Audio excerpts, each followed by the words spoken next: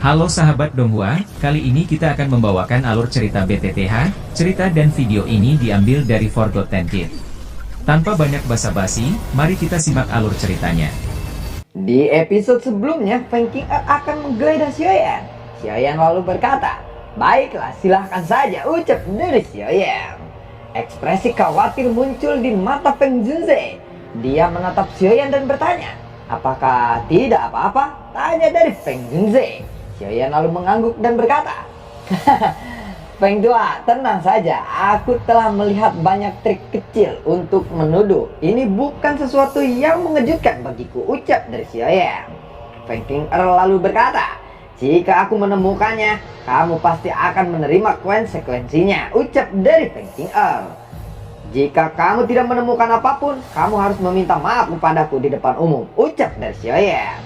Feng Qing'er segera menggigit jarinya. Tetesan darah merah keluar dan melayang di depannya. Darah itu samar-samar memancarkan cahaya aneh. Jari Feng Qing'er mengendalikan tetesan darah itu untuk membentuk segel misterius. Dan dengan lambaian tangannya, segel itu berhenti di atas kepala Xiaoyan. Kilauan berwarna merah melingkar dan perlahan melilit tubuh Xiaoyan. Cahaya berwarna merah itu perlahan memindai tubuh dari Xiaoyan. Cahaya berwarna merah beberapa kali memindai cincin di tangan Xiaoyan, tetapi tidak ada tanda-tanda yang muncul. Hal ini menyebabkan wajah Feng Qing'er berubah. Xiaoyan lalu bertanya, "Nona Feng, apakah kamu menemukan sesuatu?" tanya dari Xiaoyan. Feng Qing'er lalu berkata, "Di mana kamu menyembunyikan darah esensi Fini kuno?" tanya dari Feng Qing'er. Mendengar itu Feng Junze lalu berkata, "Feng Qing'er, jangan seenaknya. Jika kamu terus membuat masalah, jangan salahkan aku karena tidak peduli kepada suku Hyphen Demon Fini," ucap dari Feng Junze. Lei Junze di samping Feng Junze lalu berkata, "Qing'er, kamu mungkin salah paham," ucap dari Lei Junze. Feng Qing'er lalu berkata, "Tapi..." Lei Junze lalu menggelengkan kepalanya. Feng Qing'er lalu menatap tajam ke arah Xiaoyan. Dia lalu berkata, "Aku tidak akan mengabaikan masalah ini," ucap dari Feng Qing'er. Xiaoyan tersenyum dan dia lalu berkata, "Nona Feng Qing'er sepertinya melupakan sesuatu ya," ucap dari Xiaoyan. Wajah Feng Qing'er berubah, tangannya terkepal. Dia lalu berkata, "Maaf," ucap dari Feng Qing'er. Xiaoyan tersenyum. Dia segera mundur ke belakang Feng Junze. Feng Junze lalu berkata, "Hasil pertandingan sudah diketahui. Menurut kesepakatan kita sebelumnya, dendam di antara Xiaoyan dan Papilion Angin Petir akan dihapus setelah ini," ucap dari Feng Junze. Lei Junze lalu menatap tajam ke arah Xiaoyan. Dia lalu berkata, "Jika gerakan 3000 petir dibocorkan olehmu, aku akan membunuhmu," ucap dari Lei Junze. Xiaoyan lalu menangkupkan kedua tangannya dan berkata, "Lei Junze, percayalah kepadaku," ucap dari Xiaoyan. Feng Junze lalu berkata, "Lei Junze, kamu benar-benar murah hati ya. Kemungkinan pertemuan besar 4 Papilion akan sulit untuk dilanjutkan. Tampaknya tempat pemimpin musim ini masih dipertahankan di tangan Papilion Petir Angin," ucap dari Feng Junze. Ekspresi Lei Junze menjadi sedikit lebih hangat ketika dia mendengar kata-kata itu dari Feng Junze. Xian Junze dan Huang Quan Junze hanya bisa menganggukkan kepalanya saat ini. Feng Junze kembali berkata, "Karena pertemuan besar sudah selesai, aku akan segera pergi. Aku akan datang berkunjung jika punya waktu lain kali," ucap dari Feng Junze.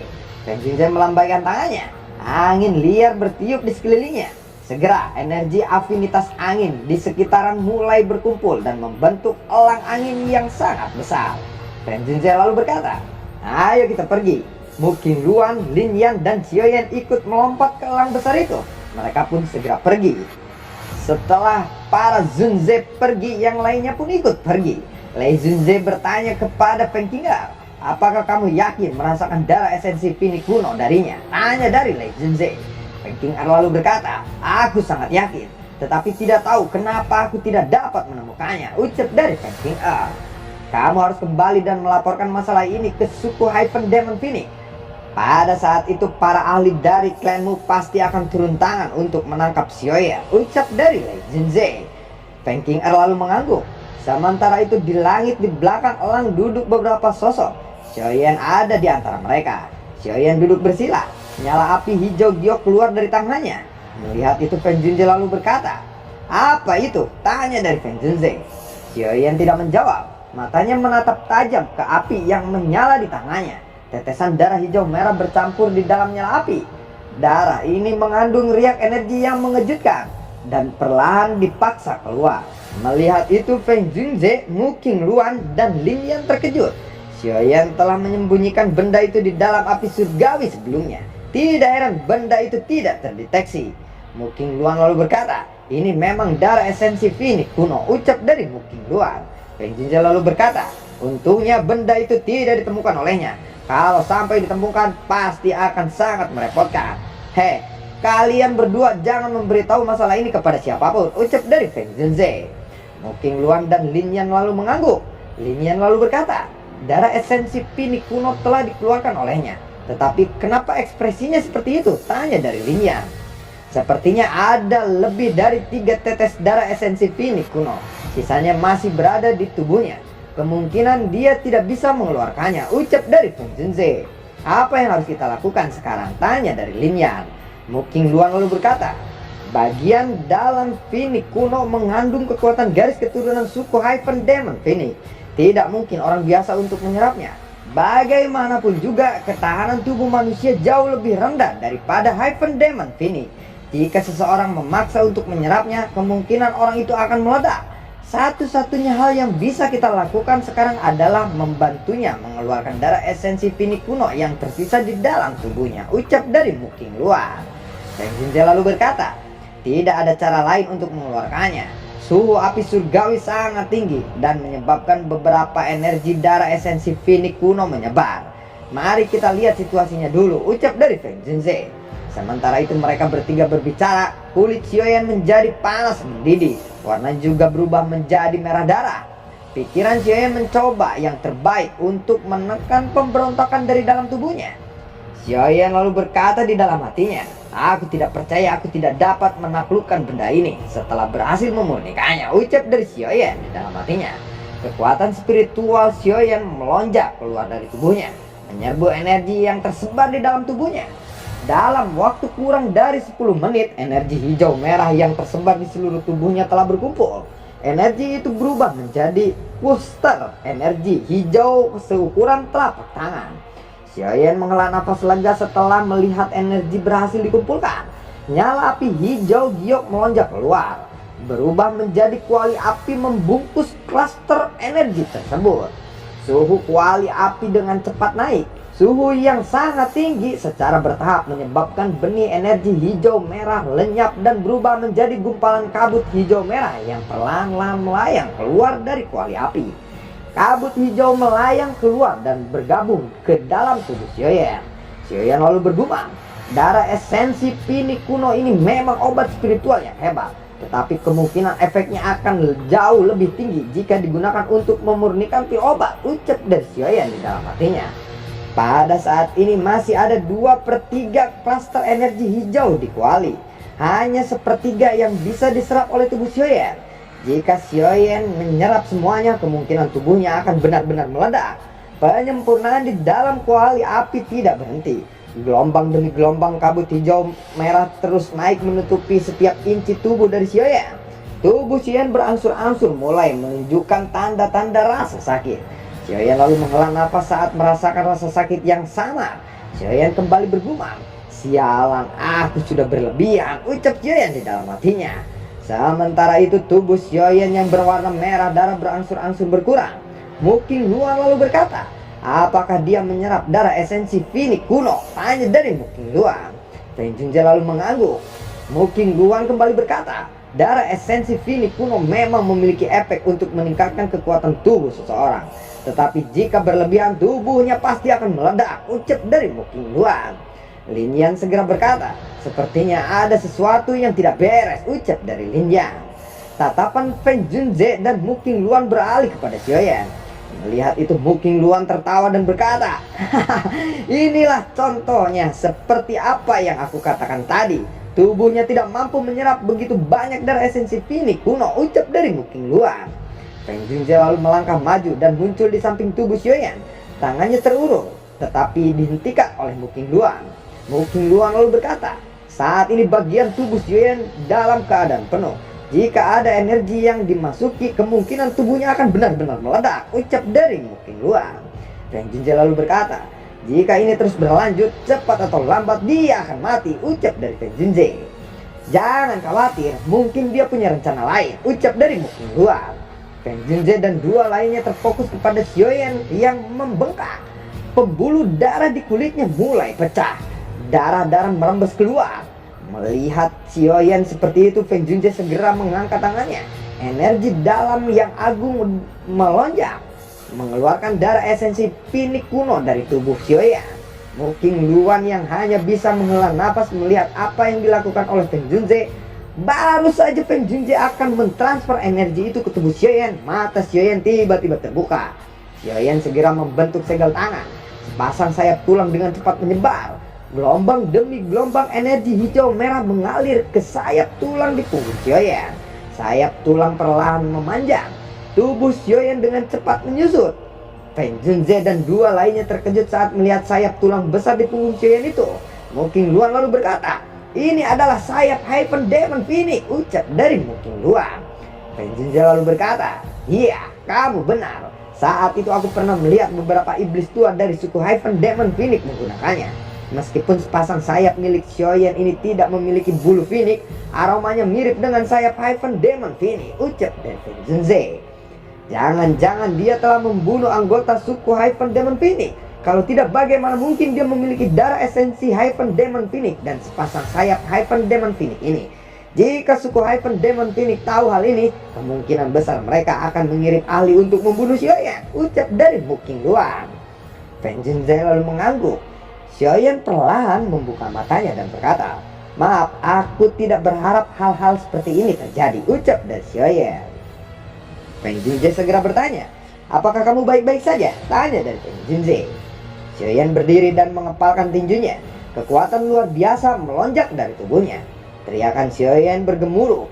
Haaaa! Mendengar itu, Feng Junzhe lalu berkata, teriakan Phoenix Auman Naga. Feng Junzhe kembali berkata kepada Xiaoyan, kamu harus menyembunyikan sayap Hyphen Demon Phoenix. Cobalah untuk tidak menggunakannya. Jika suku Hyphen Demon Phoenix melihatnya, kemungkinan besar kamu akan menghadapi masalah yang besar, ucap dari Feng Junzhe. Xiaoyan lalu mengangguk.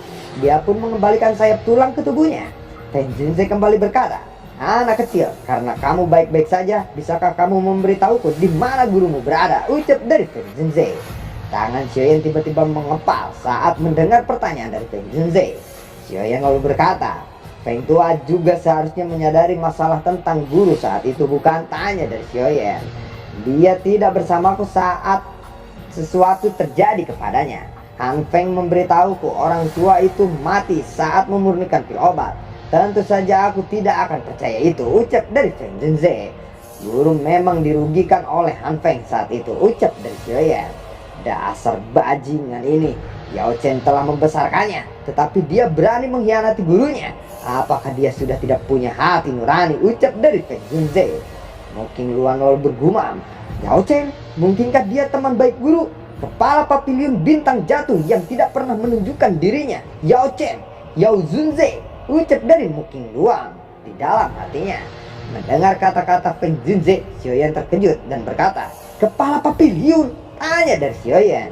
Feng Junzhe kembali berkata, papiliun bintang jatuh didirikan olehku dan Yao Chen. Tetapi tempat itu dikelola olehku. Meskipun dia telah hilang selama bertahun-tahun, posisi kepala papiliun tetap ada kepadanya, ucap dari Feng Junzhe. Xiaoyan lalu mengangguk. Setelah aku kembali, aku akan memberi perintah kepada para ahli untuk mencari si bajingan Han Feng itu. Aku pikir bajingan Han Feng masih hidup. Jika dia jatuh ke tanganku, aku pasti akan membuatnya menderita, ucap dari Feng Junzhe. Kamu tidak perlu mencarinya, ucap dari Xiaoyan. Xiaoyan lalu menjentikan jarinya dan botol giok muncul di cincin penyimpanannya. Jarinya mengusap mulut botol. Tubuh spiritual ilusi segera dilepaskan. Melihat tubuh spiritual itu, Feng Junzhe terkejut dan berkata, Han Feng. Han Feng lalu berkata, Feng Junzhe. Melihat Feng Junzhe di depannya, Han Feng segera berbalik untuk melarikan diri. Feng Junzhe lalu mengulurkan tangannya. Kekuatan hisap keluar yang dengan paksa menarik Han Feng kembali. Setelah itu ia meraih leher Han Feng. Feng Junzhe lalu berkata, bajingan, kamu berani menyerang gurumu sendiri. Jika bukan karena Yao Chen, kamu pasti sudah ditelan oleh hewan liar, ucap dari Feng Zhenze. Han Feng lalu berkata, jangan bunuh aku, jangan bunuh aku. Ini tidak ada hubungannya denganku. Aku dipaksa oleh seseorang dari Hall of Soul, ucap dari Han Feng. Mendengar kata-kata itu, Feng Zhenze lalu terkejut dan berkata, Hall of Soul, ucap dari Feng Zhenze. Xiaoyan lalu berkata, Feng Tua, Hall of Soul tampaknya mengincar kekuatan spiritual guru. Sekarang guru sudah jatuh ke tangan mereka, ucap dari Xiaoyan. Sepertinya Hall of Soul tidak hanya menginginkan jiwa orang tua itu, tetapi juga kemampuannya dalam memperbaiki Bill. Sepertinya Hall of Soul mempunyai rencana besar. Rencana itu membutuhkan cukup banyak alkemis yang luar biasa. Selama pertarungan besar di istana kuno, aku dan Yao Chen pernah bertempur dengan Hall of Soul. Kemungkinan mereka tertarik dengan kemampuan Yao Chen saat itu, ucap dari Feng Zhenze. Istana kuno, ucap Xiaoyan terkejut. Ya, istana kuno itu diturunkan dari zaman kuno. Saat itu istana kuno menarik lebih dari setengah ahli dari daratan tengah yang berada di kelas Dozong ke atas. Metode Qi yang kamu kuasai sekarang diperoleh oleh Yao Chen dari tempat itu, ucap dari Feng Zhenze. Tatapan Feng Zhenze beralih kepada Han Feng. Lalu dia kembali berkata, di mana Yao Chen ditahan, ucap dari Feng Zhenze. Han Feng berkata, wilayah barat kota dunia bawah daratan tengah. Ada aula cabang Hall of Soul di sana. Yao Chen dipenjara di sana, ucap dari Han Feng. Kota dunia bawah ya, tidak disangka ada aula cabang Hall of Soul di sana. Berapa banyak ketua dari kelas Dozun di sana? Tanya dari Feng Zhenze. 1, ucap dari Han Feng. Bangsat, jangan menipuku, kamu kira aku tidak tahu tentang Hall of Soul? Cabang dari Hall of Soul setidaknya memiliki seseorang kepala dan wakil kepala mereka pasti berada di kelas Dozun, ucap dari Feng Zhenze. Tubuh Han Feng seketika bergetar mendengar kata-kata Feng Zhenze. Feng Zhenze lalu melempar Han Feng kepada Xiaoyan. Dia berkata, simpan dia, ucap dari Feng Zhenze. Xiaoyan pun memasukkan Han Feng kembali ke dalam botol giok. Xiaoyan lalu berkata, Feng Tua, apa yang harus kita lakukan sekarang? Tanya dari Xiaoyan. Kita harus menunggu. Aku akan mengirim seseorang untuk pergi ke kota dunia bawah untuk menyelidikinya, ucap dari Feng Zhenze. Xiaoyan lalu menganggukkan kepalanya. Aku akan kembali ke Pavilion Bintang Jatuh. Setelah itu aku akan memulai menyelidiki Hall of Soul. Bagaimana denganmu sekarang? Tanya dari Feng Zhenze. Aku akan pergi ke wilayah daratan tengah. Masih ada sekitar 1 tahun lagi sampai Phil Gathering Menara Phil. Aku ingin berpartisipasi di sana, ucap dari Xiaoyan. Phil Gathering ya, ucap dari Feng Zhenze. Tidak buruk, dulu Yao Chen pernah menjadi juara Phil Gathering saat itu. Kamu tidak boleh mengurangi reputasinya. Terlebih lagi setauku 10 besar dalam Phil Gathering ini dapat memperoleh hak untuk menaklukkan 3000 Burning Flame, ucap dari Feng Zhenze. Feng Zhenze lalu mengeluarkan sepotong batu giok tua dari cincin penyimpanannya. Setelah itu dia menyerahkannya kepada Xiaoyan dan berkata, ambil batu giok bintang ini. Jika kamu bertemu masalah yang tidak dapat diselesaikan, hancurkan batu giok ini. Aku akan segera datang, ucap dari Feng Zhenze. Xiaoyan menerima potongan batu giok itu dan meletakkannya di cincin penyimpanannya. Xiaoyan lalu berkata, terima kasih Feng Zhenze, ucap dari Xiaoyan. Baiklah, aku tidak akan tinggal lebih lama lagi. Berhati-hatilah, ucap dari Feng Zhenze. Xiaoyan lalu menganggukkan kepalanya. Xiaoyan dan Lin Yan pun segera turun dari tubuh orang itu. Feng Zhenze lalu bergumam, orang tua, akhirnya aku mendapatkan informasi tentangmu. Percayalah bahwa aku pasti akan menyelamatkanmu kali ini, ucap dari Feng Zhenze di dalam hatinya. Sementara itu Xiaoyan dan Lin Yan bergegas turun ke puncak gunung dan mendarat di atas pohon. Lin Yan kemudian bertanya, setelah ini kamu berencana untuk kemana? Tanya dari Lin Yan. Xiaoyan lalu berkata, kamu tahu Menara Pil di mana? Tanya dari Xiaoyan. Lokasi Menara Pil berada di kota Pil. Tempat itu memiliki mayoritas alkemis tertinggi di seluruh benua. Masih jauh dari sini untuk mencapai ke sana. Bahkan dengan menggunakan lubang spasial akan membutuhkan waktu 1 bulan atau lebih, ucap dari Lin Yan. Kalau begitu, kamu yang akan memimpin untuk pergi ke sana. Kita cari kota dengan lubang spasial terlebih dahulu, ucap dari Xiaoyan. Mendengar itu, Lin Yan lalu berkata, baiklah, kebetulan klan Liu Qing juga terletak di wilayah itu, ucap dari Lin Yan. Liu Qing ya, ucap dari Xiaoyan. Hahaha, iya, orang itu sangat merindukanmu dan sering sekali membicarakanmu, ucap dari Lin Yan. Hahaha, kalau begitu kita bisa berkunjung ke sana, ucap dari Xiaoyan. Lin Yan lalu mengangguk, punggungnya bergetar, sepasang sayap Doki melebar, sayapnya segera mengepak. Xiaoyan pun mengikutinya dari belakang. Sementara itu di alam Gu, sosok wanita duduk bersila di atas batu. Wanita itu mengenakan pakaian hijau. Wanita itu ternyata Sun Er. Sun Er berdiri dan melirik ke arah belakang dan berkata, "Ling Tua, tunjukkan dirimu," ucap dari Sun Er. Ling Tua berkata, "Persepsi nona muda memang sangat hebat. Aku baru saja tiba, tapi aku sudah ditemukan," ucap dari Ling Tua. "Ada apa Ling Tua datang ke sini?" "Aku tidak tertarik pada apapun yang terjadi di klan," ucap dari Sun Er. "Tapi kupikir nona muda pasti akan tertarik dengan apa yang akan aku katakan sekarang," ucap dari Tua. "Kalau begitu berbicaralah," ucap dari Sun Er. "Ada informasi tentang seorang pemuda bernama Xiaoyan telah muncul di wilayah utara daratan tengah," ucap dari Tua. "Benarkah?" tanya dari Sun Er. Ling Ying lalu mengangguk. Sun Er segera berbalik dan turun dari puncak gunung. Sun Er lalu berkata, "Beritahu bahwa aku akan segera meninggalkan alamku," ucap dari Sun Er. Lalu bagaimanakah kelanjutan ceritanya? Nantikan konten gue berikutnya dan semoga sehat selalu untuk kalian. Terima kasih telah menyimak video ini dari awal sampai akhir ya. Sampai jumpa.